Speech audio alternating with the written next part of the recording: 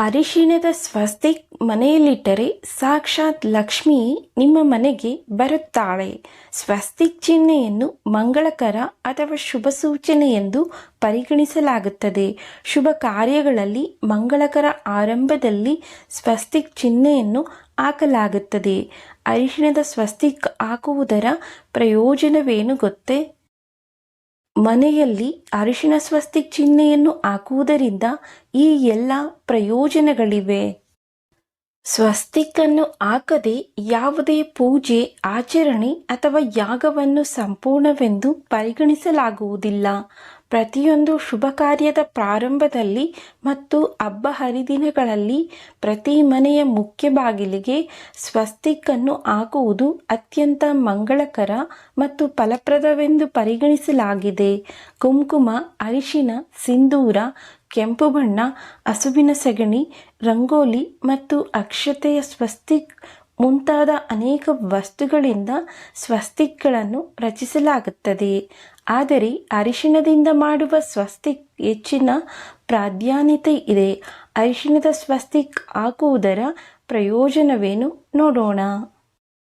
ಏಕಾದಶಿಯಂದು ಅರಿಶಿಣದ ಸ್ವಸ್ತಿಕ್. ಏಕಾದಶಿಯ ದಿನದಂದು ಮನೆಯ ಉತ್ತರ ಅಥವಾ ಈಶಾನ್ಯ ಗೋಡೆಯ ಮೇಲೆ ಅರಿಶಿಣದಿಂದ ಸ್ವಸ್ತಿಕ್ ಚಿಹ್ನೆಯನ್ನು ಮಾಡಿ ಅದರ ಮೇಲೆ ಸ್ವಲ್ಪ ಅಕ್ಷತೆಯನ್ನು ಇರಿಸಿ. ಇದರಿಂದ ಮನೆಯಲ್ಲಿ ಸುಖ, ಶಾಂತಿ ನೆಲೆಸುತ್ತದೆ. ವೈವಾಹಿಕ ಸಮಸ್ಯೆಗಳಿಂದ ಮುಕ್ತಿ. ವೈವಾಹಿಕ ಜೀವನದಲ್ಲಿನ ತೊಂದರೆಗಳನ್ನು ತೊಡೆದುಹಾಕಲು ಪೂಜೆ ಮಾಡುವಾಗ ಅರಿಶಿಣದ ಸ್ವಸ್ತಿಕನ್ನು ಹಾಕಬೇಕು. ಧಾರ್ಮಿಕ ಚಟುವಟಿಕೆಗಳಲ್ಲಿ ಕುಂಕುಮ, ಅರಿಶಿಣ ಅಥವಾ ಸಿಂಧೂರದಿಂದ ಮಾಡಿದ ಸ್ವಸ್ತಿಕ್ ಆತ್ಮತೃಪ್ತಿಯನ್ನು ನೀಡುತ್ತದೆ. ಗುರುಪುಷ್ಯ ಅಥವಾ ರವಿಪುಷ್ಯದಲ್ಲಿ ಮಾಡಿದ ಸ್ವಸ್ತಿಕ್ ಶಾಂತಿಯನ್ನು ಒದಗಿಸುತ್ತದೆ. ಹಬ್ಬದ ಸಮಯದಲ್ಲಿ ಅರಿಶಿಣದ ಸ್ವಸ್ತಿಕ್. ನವರಾತ್ರಿ ಹಬ್ಬದಲ್ಲಿ ಕಲಶದ ಪ್ರತಿಷ್ಠಾಪನೆ ಮಾಡಿ ಅರಿಶಿಣದ ಸ್ವಸ್ತಿಕನ್ನು ಹಾಕಬೇಕು. ದೀಪಾವಳಿಯಲ್ಲಿ ಲಕ್ಷ್ಮೀ ಪೂಜೆ ಇತ್ಯಾದಿ ಪ್ರತಿ ಹಬ್ಬದಲ್ಲೂ ಅರಿಶಿಣದಿಂದ ಸ್ವಸ್ತಿಕ್ ಹಾಕಿ ದೇವಿಯ ವಿಗ್ರಹ ಅಥವಾ ಚಿತ್ರವನ್ನು ಪ್ರತಿಷ್ಠಾಪಿಸಲಾಗುತ್ತದೆ. ಇದರಿಂದ ದೇವತೆಗಳು ಸಂತುಷ್ಟರಾಗುತ್ತಾರೆ. ಕಂಚಿನ ಅಥವಾ ತಾಮ್ರದ ಕಲಶದಲ್ಲಿ ನೀರನ್ನು ತುಂಬಿಸಿ ಅದರಲ್ಲಿ ಕೆಲವು ಮಾವಿನ ಎಲೆಗಳನ್ನು ಹಾಕಿ ತೆಂಗಿನಕಾಯಿಯನ್ನು ಅದರ ಮೇಲೆ ಇಡಬೇಕು. ಕಲಶದ ಮೇಲೆ ಕುಂಕುಮ ಮತ್ತು ಅರಿಶಿಣದಿಂದ ಸ್ವಸ್ತಿಕ್ ಚಿಹ್ನೆಯನ್ನು ಮಾಡಬೇಕು ಮತ್ತು ಕಲಶದ ಕುತ್ತಿಗೆಗೆ ಮೌಲಿಯನ್ನು ಕಟ್ಟಬೇಕು. ಇದನ್ನು ಮಂಗಳ ಕಲಶ ಎನ್ನುತ್ತಾರೆ. ಇದನ್ನು ಮನೆಯಲ್ಲಿ ಇಡುವುದರಿಂದ ಸಂಪತ್ತು, ಸಂತೋಷ, ಸಮೃದ್ಧಿ ಮತ್ತು ಶಾಂತಿಯನ್ನು ಕಾಪಾಡುತ್ತದೆ.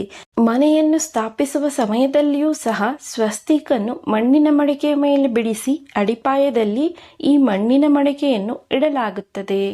ವಾಸ್ತುದೋಷ ನಿವಾರಣೆ. ಬಾಗಿಲು ಮತ್ತು ಸುತ್ತಲಿನ ಗೋಡೆಗಳ ಮೇಲೆ ಸ್ವಸ್ತಿಕ್ ಚಿಹ್ನೆಯನ್ನು ಹಾಕುವುದರಿಂದ ವಾಸ್ತುದೋಷಗಳು ದೂರವಾಗುತ್ತವೆ ಮತ್ತು ಐಶ್ವರ್ಯ ಪ್ರಾಪ್ತಿಯಾಗುತ್ತದೆ.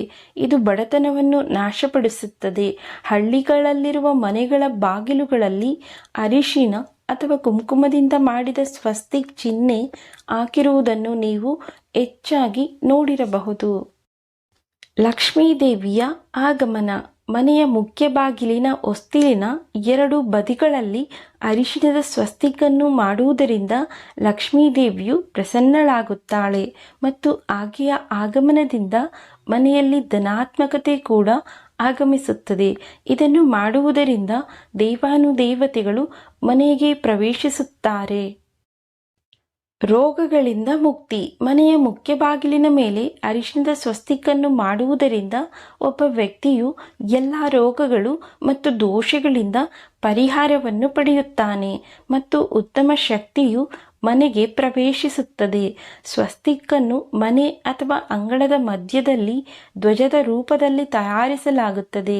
ಇದನ್ನು ಮಾಡುವುದರಿಂದ ನಕಾರಾತ್ಮಕ ಶಕ್ತಿ ಮನೆಯಿಂದ ಹೊರಹೋಗುತ್ತದೆ.